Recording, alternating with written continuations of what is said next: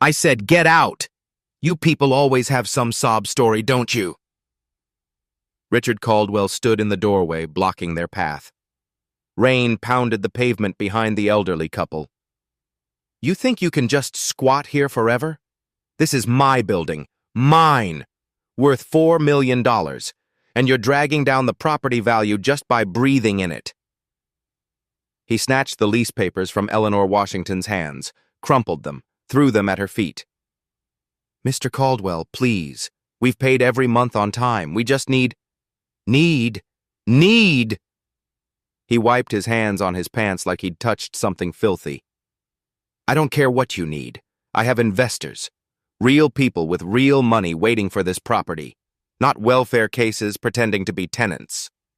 Neighbors watched from their windows. No one moved. Eleanor bent down slowly to pick up the crumpled papers. Her hands shook. Have you ever watched someone abuse their power, thinking they're untouchable? Thinking no one can stop them?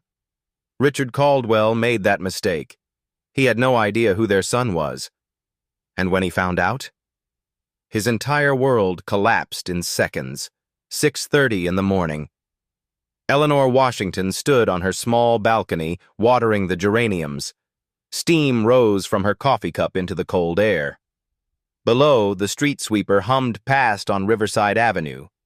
She wore a simple blue cardigan over her nightgown. No jewelry except the gold cross her mother gave her 40 years ago. It caught the early light. "Morning, Dr. Washington," Mrs. Carter called from the balcony below. She was hanging laundry. "Good morning, dear.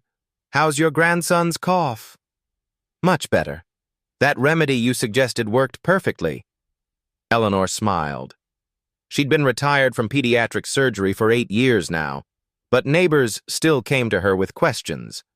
She never minded. Inside the apartment, James sat at the kitchen table, reading glasses perched on his nose. The Philadelphia Inquirer spread before him. He was doing the crossword puzzle in pen, never pencil. 43 years as a civil engineer taught him to be precise. Their apartment was small. 2 bedrooms, 1 bathroom, a kitchen with yellow tiles from the 1970s. But it was theirs, or at least it felt like theirs. The walls held their history, wedding photos from 1980. James received the Urban Planning Excellence Award in 1998.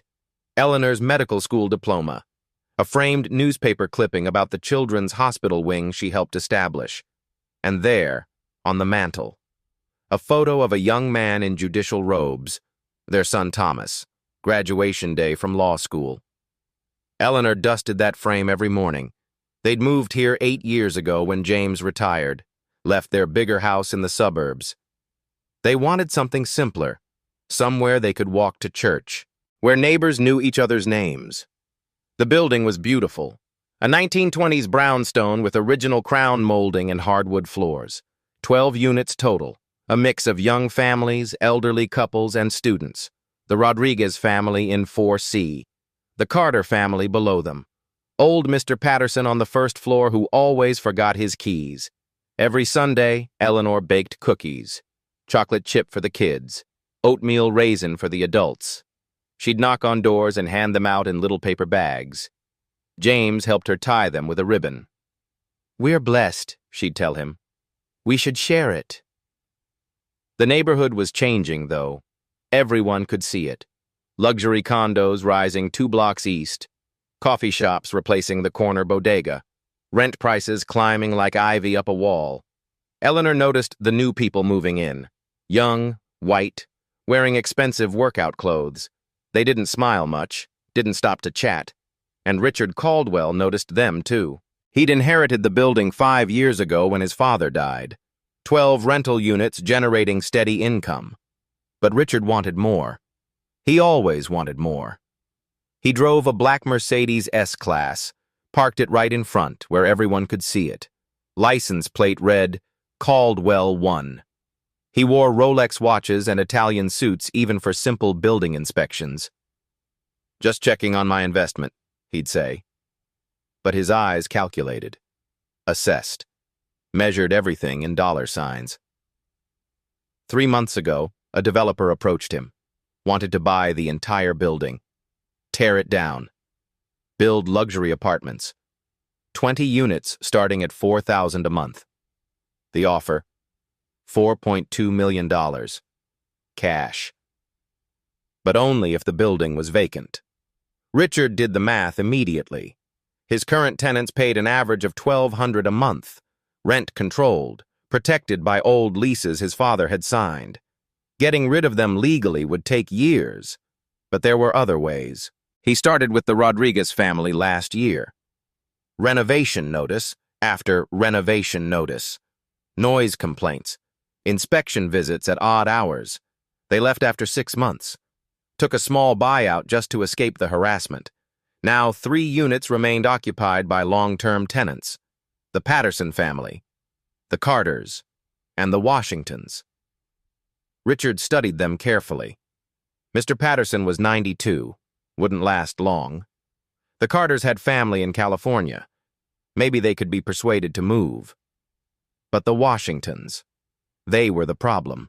Strongest lease, longest tenure, perfect payment history, no legitimate reason to evict them. He watched them sometimes from his car.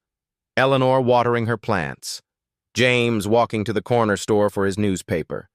They smiled at everyone, helped carry groceries, held doors open. It made him sick. They were blocking his future, sitting on his fortune, and they didn't even realize it. Richard made a decision that day. He'd make them realize it. He'd make them so uncomfortable, so harassed, so desperate that they'd beg to leave. He just needed to be creative about it. And Richard Caldwell could be very creative when $4 million was on the line. What he didn't know was that the elderly couple he was targeting had their own connections, their own power, their own way of fighting back, and it would destroy him. 2 weeks earlier. October 23rd. The letter arrived in a cream-colored envelope, expensive paper, embossed letterhead. Eleanor opened it at the kitchen table while James poured morning coffee. Building modernization notice, she read aloud. All tenants requested to temporarily relocate for 60 days beginning November 1st. James set down his cup. Requested or required? Eleanor scanned the page. It says requested, and they're offering $2,000 for voluntary cooperation. The letter was signed by Richard Caldwell, property manager and owner. That afternoon he showed up at their door. Cologne is thick enough to taste. His suit probably cost more than their monthly rent. Did you receive my letter? He smiled, but his eyes stayed cold. Yes, Mr. Caldwell. We appreciate the offer, but we'd prefer to stay during renovations. Our lease permits it under Section 7B. The smile vanished. His jaw tightened. Just for a second. Then the smile returned, faker than before. Of course. Of course. I just thought you'd be more comfortable elsewhere.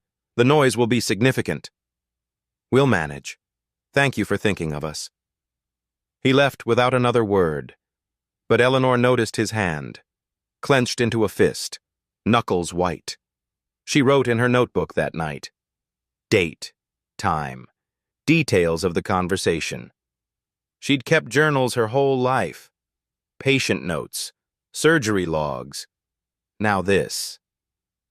James watched her write. You think it'll get worse? I think a man who offers money usually expects to get what he pays for. She was right. Monday morning, 6:45 a.m. Hammering, loud enough to rattle the dishes. Eleanor jerked awake, heart pounding. James was already sitting up. What in God's name? The hammering came from the unit next door. Empty for 2 months since the Rodriguez family left. Bang, bang, bang, rhythmic, relentless. James pulled on his robe and knocked on the superintendent's door. Mr. Kim answered, still in pajamas. I'm sorry, Mr. Washington. Mr. Caldwell called me at 6. Said it was emergency repairs. Pipe burst or something. I had to let the crew in. At 6:45 in the morning? Mr. Kim looked at his feet.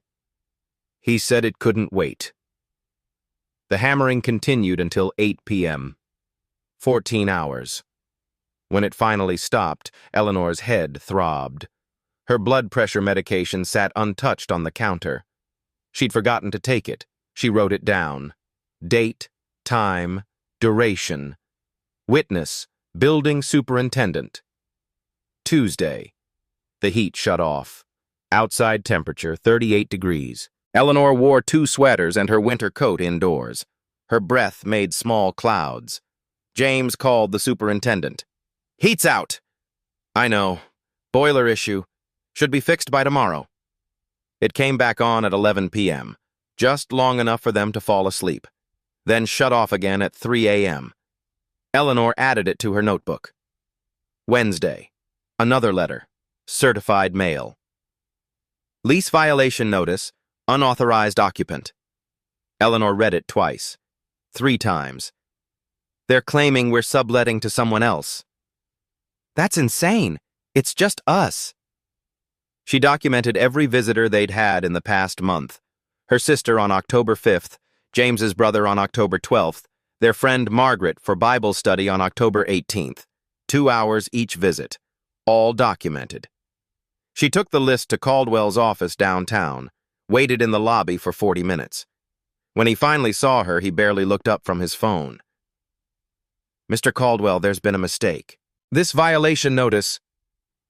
Is there someone living with you who isn't on the lease?" "No. We have visitors occasionally, family, friends. Our lease permits guests." He glanced at her list, pushed it back across his desk with one finger. "I've received complaints from other tenants.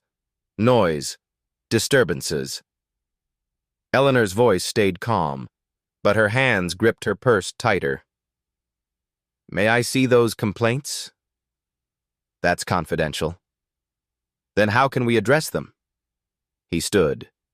Meeting over. "I suggest you reconsider my relocation offer. Things will only get more uncomfortable." She left. Went straight to Mrs. Carter's apartment. "Have we been loud, disturbing you?" Mrs. Carter's face crumpled with sympathy. "No, Dr. Washington, never. You're the quietest people in the building." "Did he say you were?" "He implied complaints were filed." "That's a lie." Mrs. Carter disappeared into her bedroom, came back with a piece of paper. "I'm writing a statement. Right now. You're perfect neighbors. I'm a witness." By Friday, Eleanor had written statements from 5 neighbors, all saying the same thing. The Washingtons were model tenants. No noise, no problems, no disturbances. Friday evening, 6:30 p.m. Eleanor and James returned from grocery shopping. 3 bags. Heavy. Milk, eggs, vegetables, chicken for Sunday dinner. A black Mercedes blocked the building entrance. Caldwell stood on the steps talking to 2 white men in expensive overcoats, developer types, sharp eyes and sharper smiles. All 3 turned when the Washingtons approached. One of the developers elbowed the other.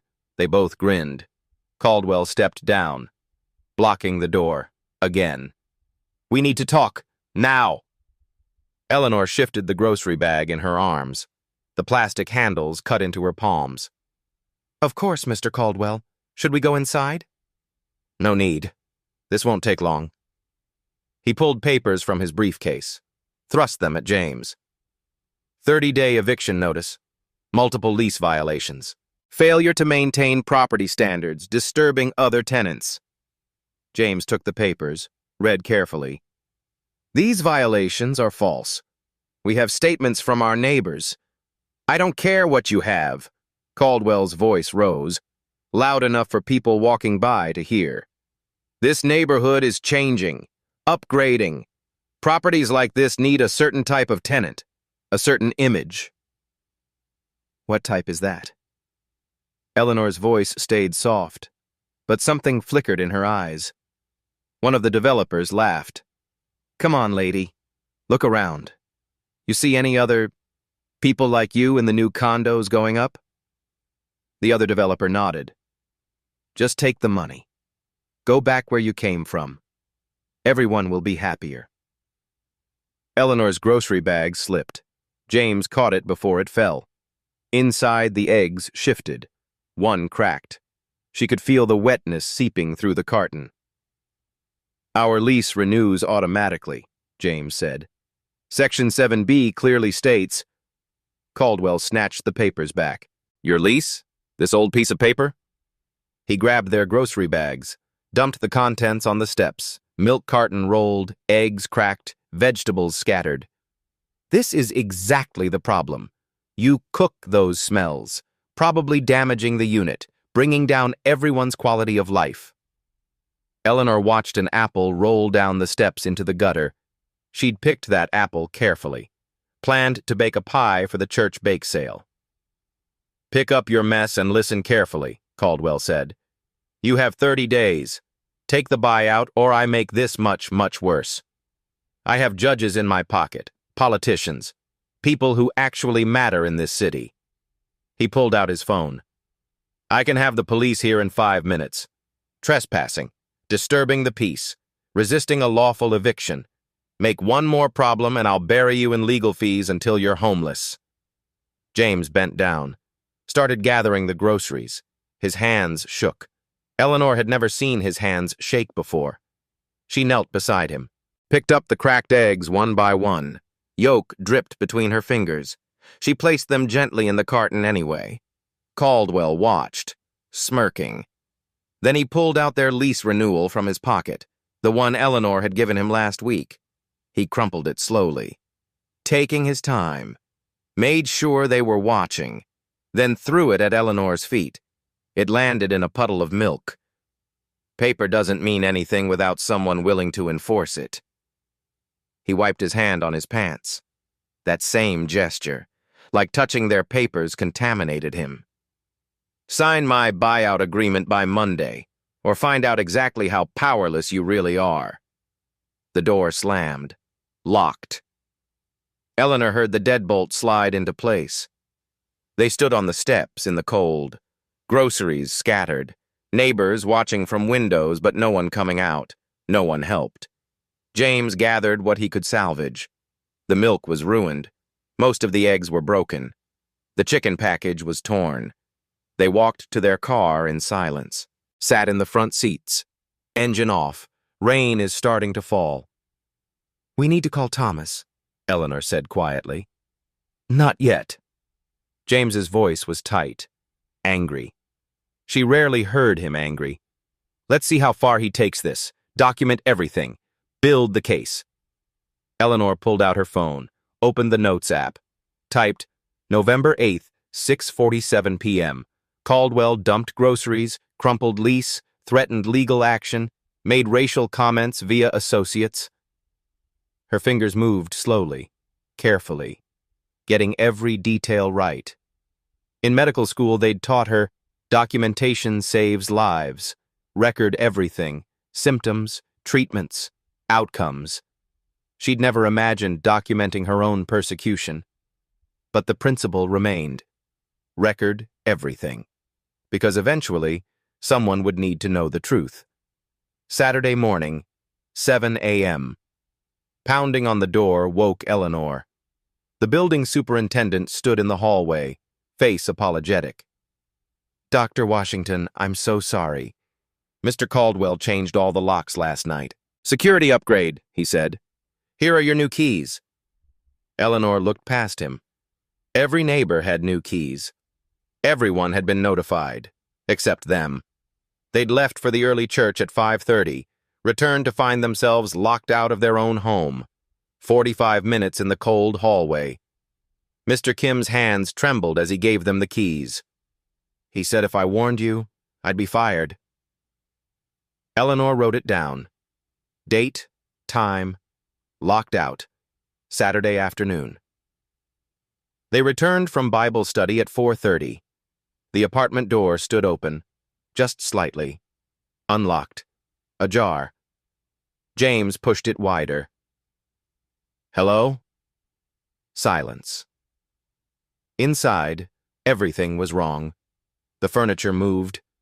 Drawers opened an inch. Closet doors hanging open. Eleanor's medical files spread across the dining table. Someone had photographed them. Phone prints visible in the dust. James's engineering awards knocked from shelves, face down on the floor. Her jewelry box opened, contents touched but not stolen. Her mother's pearls tangled with cheap jewelry, deliberate disrespect.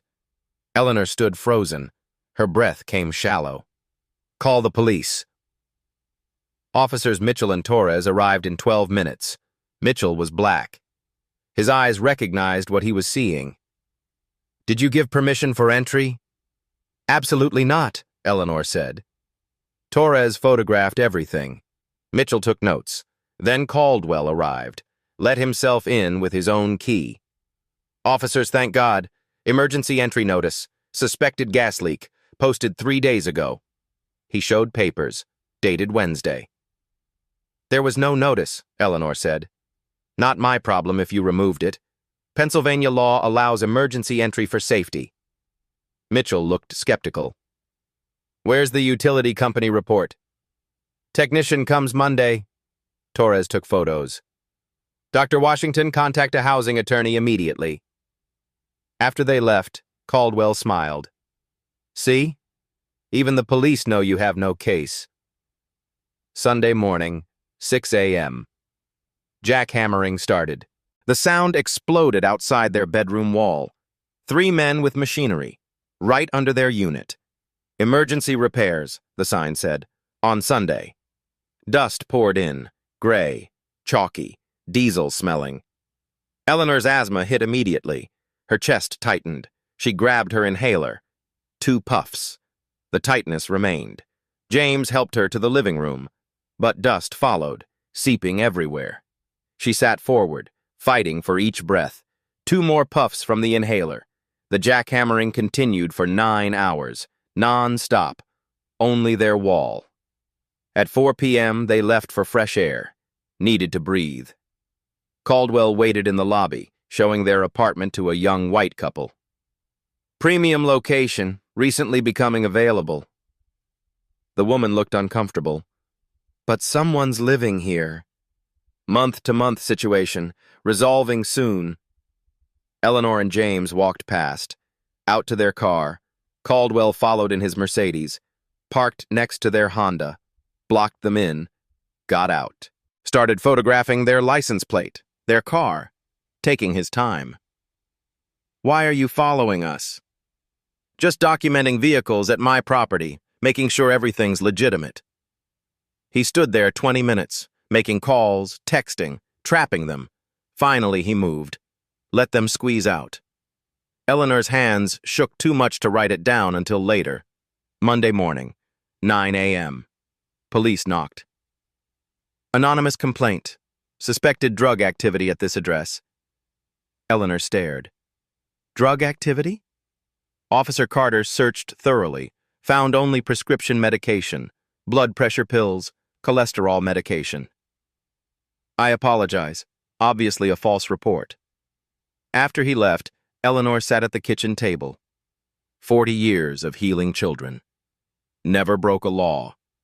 And someone called the police to paint her as a criminal. Officer Mitchell called that afternoon.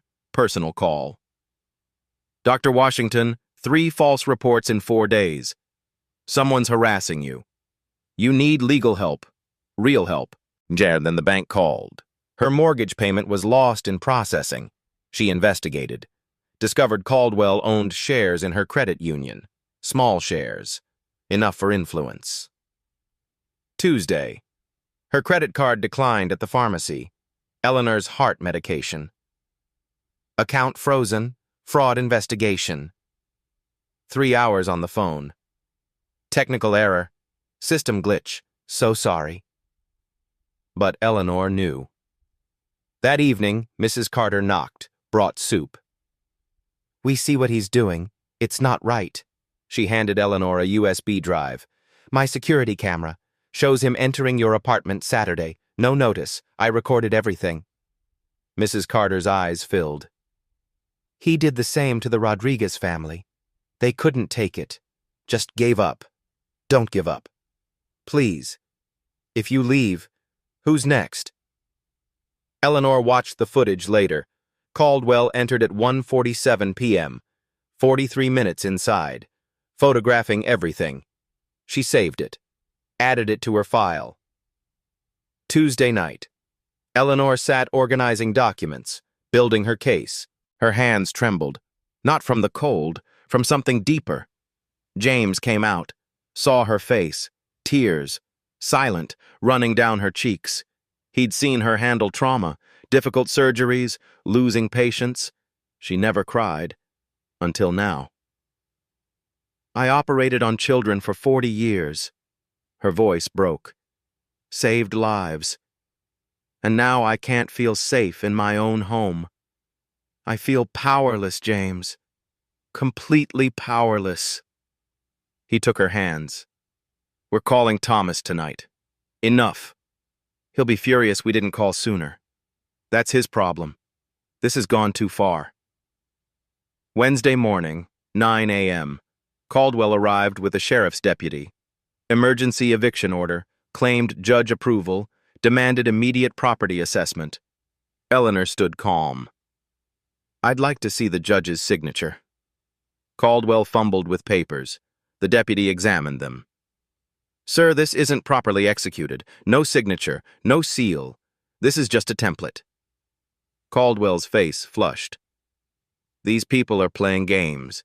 They're not even the right type for this neighborhood. Sir. The deputy's voice turned cold. Clarify that statement. Eleanor's phone was recording in her pocket. One-party consent state. Caldwell's control slipped. I have connections. Judges, politicians, people who matter. You think anyone cares about a couple of... He stopped, but everyone heard the unspoken word. The deputy turned to Eleanor. Ma'am, are you feeling threatened? Yes, we've documented 17 incidents in 13 days. She handed him her notebook. Timestamps, photos, videos, witness statements, Mrs. Carter's footage, everything. The deputy's expression darkened. Mr. Caldwell, leave immediately. Ma'am, file formal complaints today. Housing court and police. This is systematic harassment. After they left, Eleanor made the call. Thomas, sweetheart, we need your help. Mom, what's wrong? Someone's trying to force us from our home. He's crossed every line. Silence. Then his voice changed. His courtroom voice. Tell me everything. I'm coming tomorrow. Tomorrow? 9 a.m. Housing court. Whoever's doing this, he's done. Eleanor hung up, looked at James. He's coming. Outside, Caldwell sat in his Mercedes, on the phone with his attorney, confident. He had no idea what was coming. Thursday morning, Philadelphia Housing Court, 8:45 a.m. The courthouse smelled like floor polish and old paper. Fluorescent lights hummed overhead. Richard Caldwell arrived early, black suit, Rolex gleaming. His attorney, Gregory Hamilton, carried a leather briefcase stuffed with papers. 5 minutes tops, Caldwell said. Judge Brennan owes me. 20 grand donation to his campaign.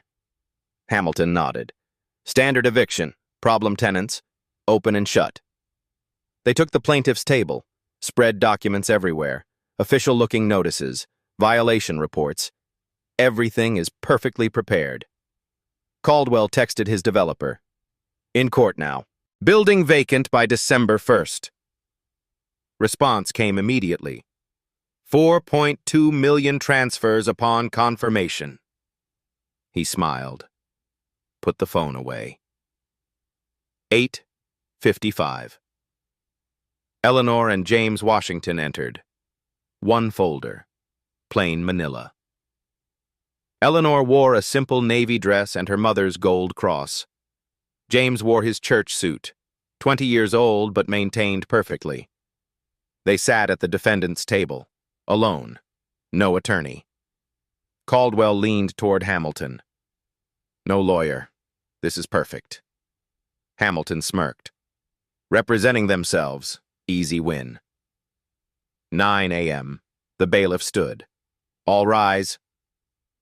The judge's chamber door stayed closed. Everyone waited. The clerk called. Caldwell versus Washington, housing dispute and eviction. Hamilton began. Your Honor, this is straightforward. Problem tenants refusing to... He stopped mid-sentence. The side door opened. The private judicial entrance. A man stepped through. 42 years old, African-American, tall, commanding presence, wearing full judicial robes, Pennsylvania Superior Court robes, black with gold trim. He walked to the bench, sat, arranged his papers. Good morning. I'm Judge Thomas Washington, presiding as special magistrate. Hamilton's briefcase hit the floor. Papers scattered. Caldwell stood frozen. Mouth open. No sound. Judge Thomas looked at his papers. Caldwell versus Washington. Mr. Caldwell, you're seeking eviction? Caldwell's voice cracked. Your Honor, Washington?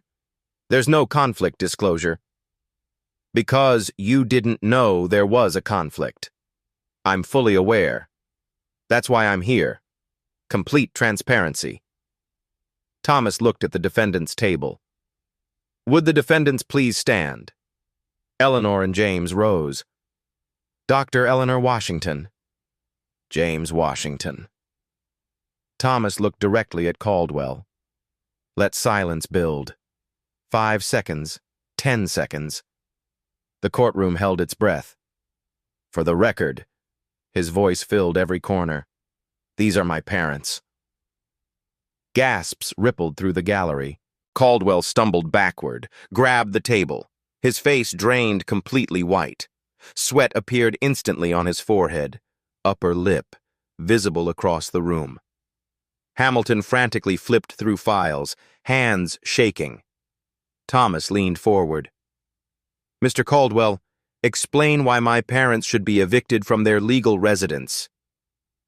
Your Honor, I didn't... If I had known... Know what?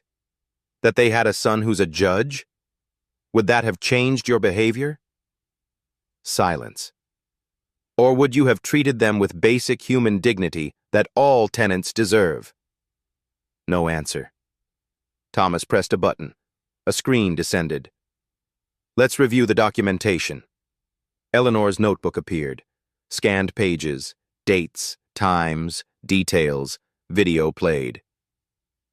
Caldwell's voice filled the courtroom. You people always have some sob story, don't you? The crumpled lease, the wiped hand, the scattered groceries, all on screen. Audio next, the developer's voice. Go back where you came from, Mrs. Carter's security footage. Caldwell entered the apartment illegally. 43 minutes inside. No emergency. No notice. 14 violations scrolled across the screen. Each time stamped. Witnessed. Recorded. Officer Mitchell's reports. 3 false police calls traced to Caldwell's phone. The courtroom is silent except for video playback. Each insult. Each threat. Each violation. Hamilton whispered urgently to Caldwell. Caldwell didn't respond, just stared at the screen, watching himself. The videos ended. Thomas turned everything off. Mr. Caldwell, explain these 14 violations of tenant rights. Caldwell barely audible. Your Honor, this is a misunderstanding. A misunderstanding? You harassed 2 retired professionals for 13 days, violated privacy, filed false police reports, engaged in racially motivated housing discrimination. Hamilton stood shakily. Your Honor, we request a continuance. Denied. We address this today. All of it. Thomas looked at Caldwell, the man who terrorized his parents, made his mother cry. Anything to say before I rule on your eviction petition? Caldwell's body hunched, defeated, desperate. His $4 million deal evaporated. His power is meaningless. Your Honor, I sincerely apologize. I never meant... Don't apologize to me. Thomas pointed. Apologize to them. Caldwell turned, faced Eleanor and James, couldn't look them in the eye. Dr. Washington, Mr. Washington, I deeply regret. Eleanor's voice cut through, quiet but steel. You don't regret your actions. You regret getting caught. James added, You searched our belongings, threatened my wife while she couldn't breathe. Caldwell started crying, real tears. Please, I have a family, a business. This will ruin me. Thomas picked up his gavel. You should have thought of that before you terrorized mine. The gavel struck, sound final, absolute. Your eviction petition is denied, permanently. Now we discuss the consequences of your actions. Caldwell collapsed into his chair. Hamilton gathered papers with trembling hands. The courtroom erupted in murmurs. Thomas let it continue for 5 seconds. Then, silence. We're just getting started, Mr. Caldwell. Just getting started. Thomas Washington set down his gavel, looked at Caldwell directly. Stand up. Caldwell stood, legs shaking. Hamilton tried to steady him. Mr. Caldwell, do you understand the severity of what you've done? Yes, Your Honor. I'm deeply sorry. If I could take it back. But you can't. Thomas's voice remained calm, cold. You can't unterrorize my parents. Can't unviolate their home. Can't erase 13 days of systematic harassment.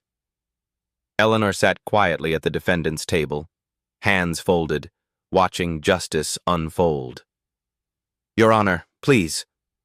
Caldwell's voice broke. I made mistakes, bad judgment, but I never meant... You meant exactly what you did. Thomas pulled out a document. Pennsylvania Fair Housing Act, Section 5505, Discrimination based on race, Section 5507, Intimidation and coercion. You violated both, repeatedly, intentionally. Hamilton stepped forward. Your Honor, my client responds to legitimate business concerns. Counsel, stop talking before you implicate yourself further. Hamilton's mouth snapped shut. Thomas typed on his computer. The printer behind him whirred to life. I'm issuing immediate orders, effective now. The bailiff collected papers from the printer, handed copies to both tables. Temporary restraining order.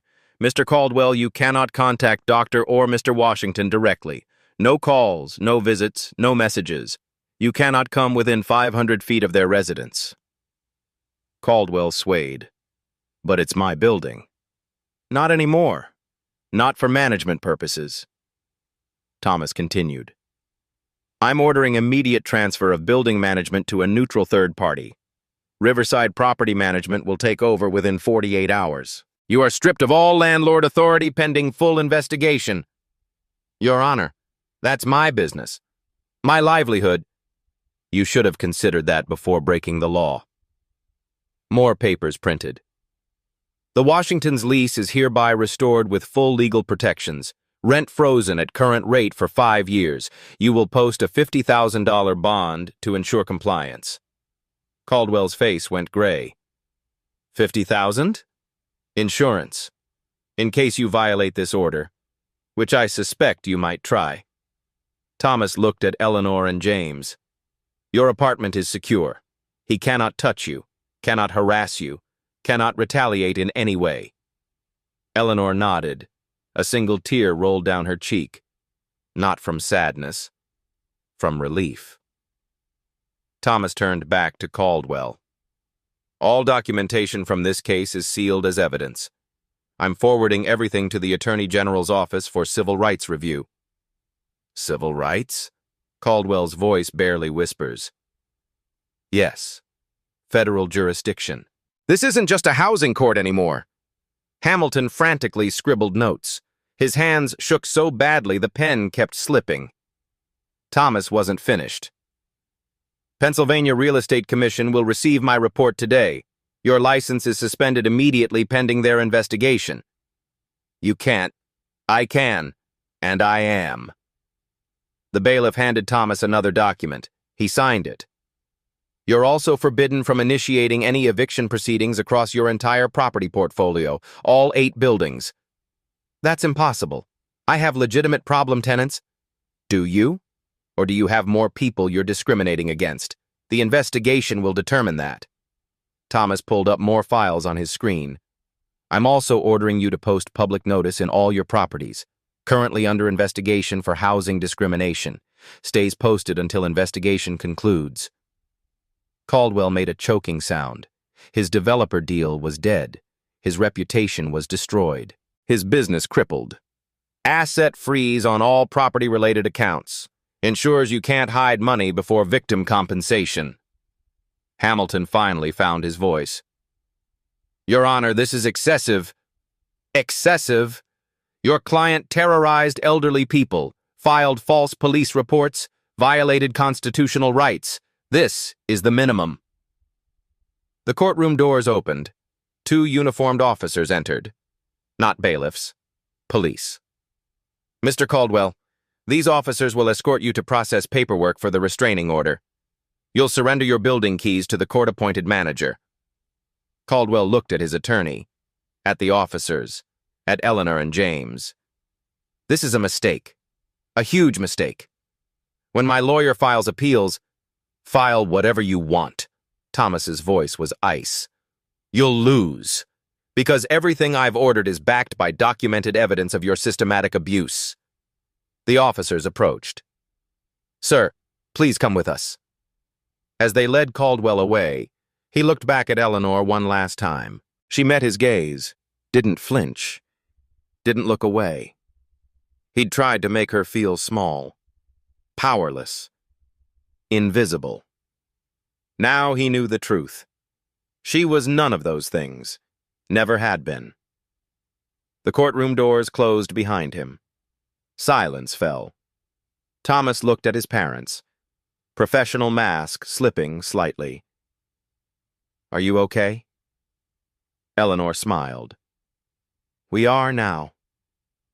Outside the courthouse, news vans were already arriving. Someone had leaked the story. By afternoon, every Philadelphia station would be running it.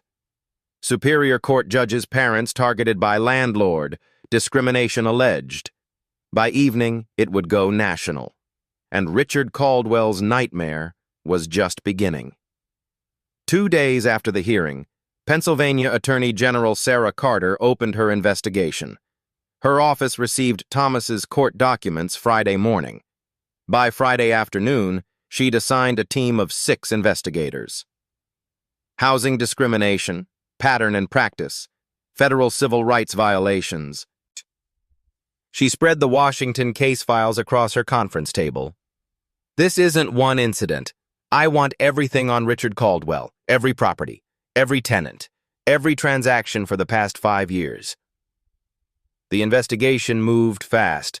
Within 1 week, they found Maria Rodriguez, the family Mrs. Carter had mentioned. They'd moved to New Jersey after Caldwell forced them out. Maria sat in the AG's office, crying as she told her story. He raised our rent by $300, only our unit. White family next door paid the same as always. When I complained, he said we could leave if we didn't like it. Her husband added, late-night inspections, constant violations we never committed. Our kids were scared to come home. The investigators found more. A South Asian family in Caldwell's Germantown property charged $200 more monthly than white tenants in identical units. A black elderly man in West Philadelphia denied maintenance requests for 8 months. Broken heating, leaking pipes, mold growing in the bathroom. Every case followed the same pattern. Minority tenants harassed, overcharged, pushed out. The forensic accountant found the proof, spreadsheets, rent records, payment histories, $340,000 in discriminatory overcharges over 3 years. 12 families were systematically targeted, all people of color. The Philadelphia Inquirer broke the story first. Front page, Sunday edition. Pattern of discrimination revealed in Philadelphia landlord case. By Monday, NPR picked it up. CNN by Tuesday. The story went national. The video went viral. 8 million views in 48 hours. Caldwell's voice. You people always have some sob story.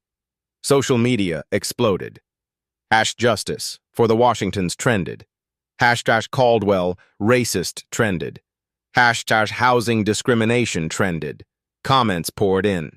Thousands, tens of thousands. This is why we need stronger tenant protections. How many landlords do this and never get caught? Thank God the Washingtons documented everything. The Pennsylvania Real Estate Commission held emergency hearings, reviewed 15 years of Caldwell's transactions. They found more violations, properties systematically undervalued in minority neighborhoods, lower appraisals, lower offers, keeping communities poor. Buildings in black neighborhoods received minimal maintenance. Buildings in white neighborhoods got immediate repairs. The commission voted unanimously. Lifetime license revocation, pending criminal trial outcome. Caldwell's developer deal died instantly. The investors released a statement. We do not conduct business with individuals engaged in discriminatory practices. The offer is permanently withdrawn. $4.2 million. Gone. His other properties lost value overnight. No one wanted to buy buildings associated with a discrimination scandal. 2 months later. Federal courthouse. United States versus Richard Caldwell. The charges were severe. Federal civil rights violations under Title 18 U.S.C. Section 245. State housing discrimination under Pennsylvania Fair Housing Act. Criminal harassment. 14 counts. Filing false police reports. 3 counts. Breaking and entering. 1 count. Witness intimidation. 2 counts. Judge Marianne O'Connor presiding. 23 years on the bench. No tolerance for civil rights violations. The courtroom was packed. Media in the back rows. Community activists. Former tenants. Eleanor and James sat in the front gallery. U.S. Attorney Sarah Carter led the prosecution. Her opening statement was devastating. Richard Caldwell weaponized his position as landlord. He targeted families based on race, systematically, intentionally, for profit. The evidence will show a man who viewed people of color not as human beings, but as obstacles to his wealth. Defense attorney Hamilton argued business decisions, no racial intent, misunderstandings. The jury looked skeptical from day one. Week 1. Prosecution called witnesses. Maria Rodriguez testified first. He told me my cooking smells bothered other tenants, but the white family above us cooked bacon every morning. He never complained about them. She showed rent receipts. Her family paid $1,900 monthly. White neighbors paid $1,600. Same square footage, same amenities. The South Asian family testified. Same story. Higher rent, selective enforcement, constant harassment. Officer Mitchell took the stand. In 20 years of police work, I've never seen harassment this systematic. He weaponized the police department against innocent people. Mrs. Carter testified about her security footage, about Caldwell threatening her lease if she talked to the Washingtons. The forensic accountant presented spreadsheets, color-coded, minority tenants highlighted in red, white tenants in blue. The pattern was undeniable. Red tenants paid more, received less service, faced more violations. Week 2.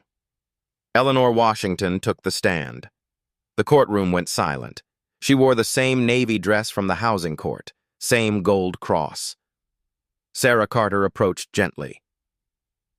Dr. Washington, please tell the jury what happened. Eleanor spoke calmly, precisely, clinical detail. Every incident is documented. November 8th, 6:47 p.m. He threw our lease papers at my feet, said we were dragging down property value by breathing in his building.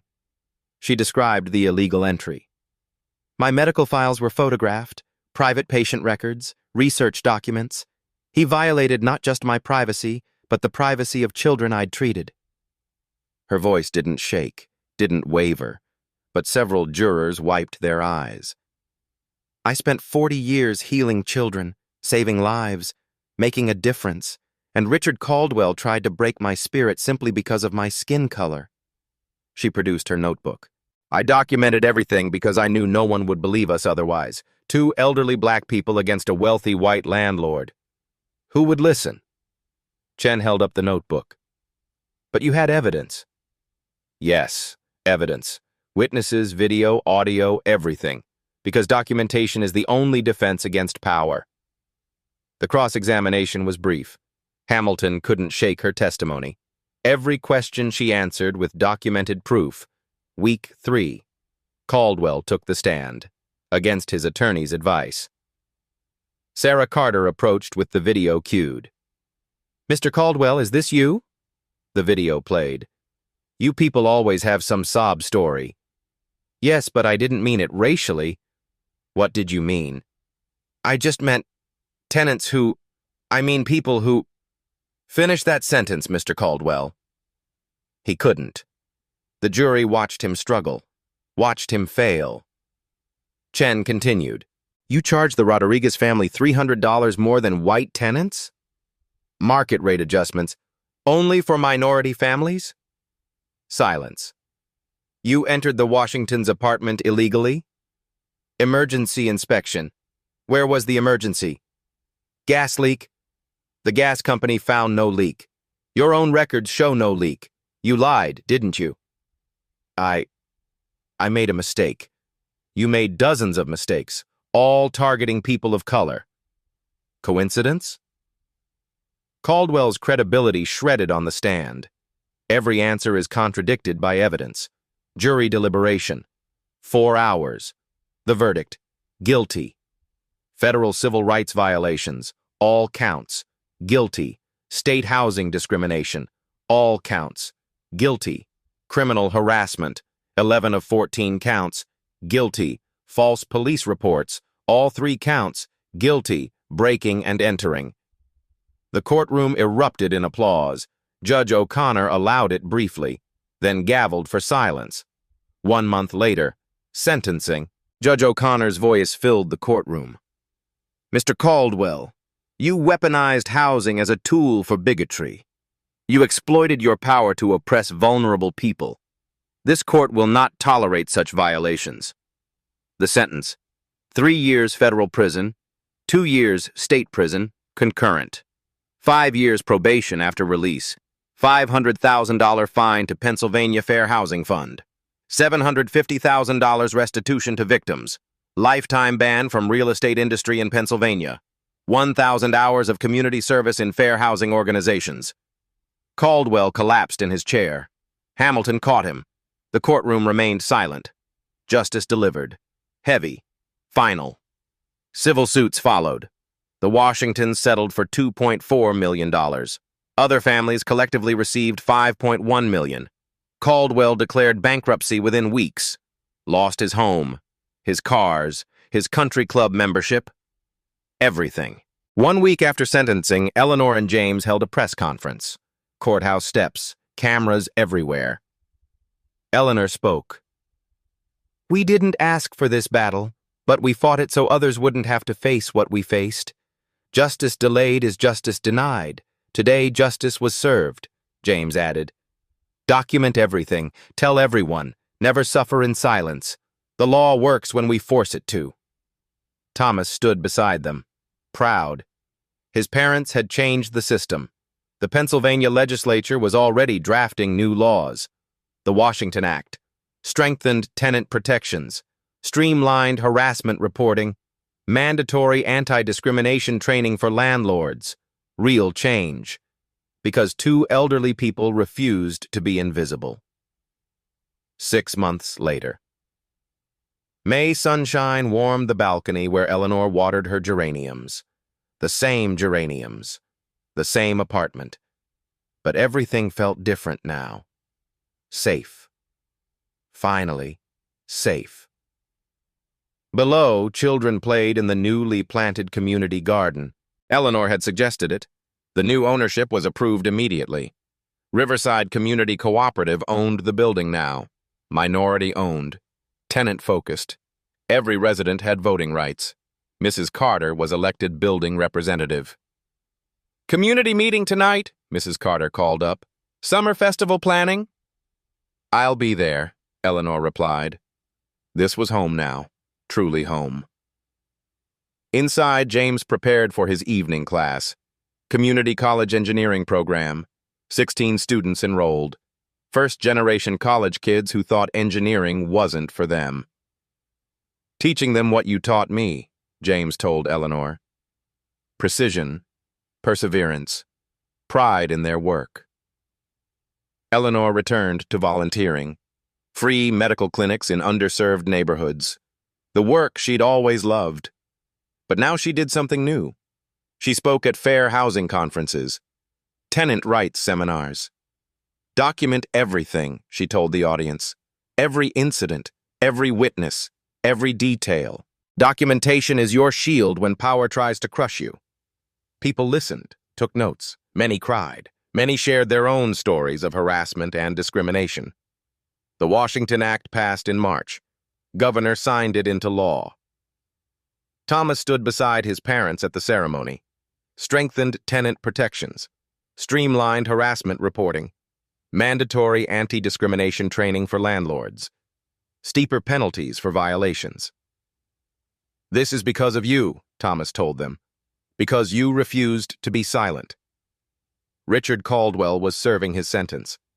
Federal Correctional Facility, 18 months completed, 18 more to go. His family left him. Wife divorced. Children changed their last names. Didn't visit. He'd lost everything. Business, reputation, family, freedom. The lifetime real estate ban remained permanent. He'd never control housing again. Eleanor thought about him sometimes, wondered if he understood, if prison taught him what privilege had hidden. She didn't know. Probably never would. But she'd done her part. That had to be enough. One evening, a documentary crew interviewed them. National production about housing discrimination. Eleanor sat in her living room, family photos behind her, camera rolling. Why didn't you just take the money and leave? Eleanor smiled gently. We had every right to be there. We earned our place through decades of service. My husband built bridges. I saved children's lives. She leaned forward, voice stronger now. We didn't stay stubborn. We stayed because the moment you let injustice win, you give permission for it to happen to someone else. Someone with less privilege, less ability to fight back, James added. Caldwell saw skin color and assumed powerlessness. He gambled that we'd be too tired or too scared to resist. He was wrong. Eleanor continued. But here's what haunts me. We could fight because our son is a judge. We had resources. What about families who don't? Maria Rodriguez left rather than fight. How many others never got justice? Her voice intensified. Justice shouldn't require a judge in the family. It should be automatic, universal, guaranteed. That's why we shared our story. The documentary aired 3 months later, won awards, sparked national conversation. But for Eleanor and James, life continued simply. Morning coffee, watering plants, greeting neighbors, church on Sundays, the ordinary, beautiful life they'd fought to keep. 1 year after the courtroom victory, Eleanor stood on her balcony. Evening settling over Philadelphia. She thought about everything. The harassment, the fear, the victory. And the families are still facing discrimination, still suffering in silence, still afraid. She whispered to the evening air. Your story matters. Your voice matters. Don't let anyone convince you otherwise. Below, Mrs. Carter called up. Dr. Washington, dinner's ready? I made extra. Eleanor smiled. Coming! This was worth fighting for. Community, safety, dignity, home, and she'd fight for it again, every single time. The Washington story isn't unique. It's just unusually visible. Thousands face housing discrimination daily. Most never see justice. If this story moved you, share it with someone who needs to hear it. Someone facing their own battles. Someone documenting their own harassment. Someone wondering if fighting back is worth it. It is, always. Comment below with your experiences. You're not alone. Follow for more stories where justice prevails over injustice. Support fair housing organizations in your community. Remember, silence protects oppressors. Your voice matters. Your share matters. Your story matters. One final question. If the Washingtons hadn't had a judge for a son, would Richard Caldwell be in prison today? Or would he still be forcing families from their homes? Let that question sit with you. Then ask yourself, what are you willing to do to make sure justice doesn't require privilege? Subscribe, share, speak up. Justice isn't a spectator sport.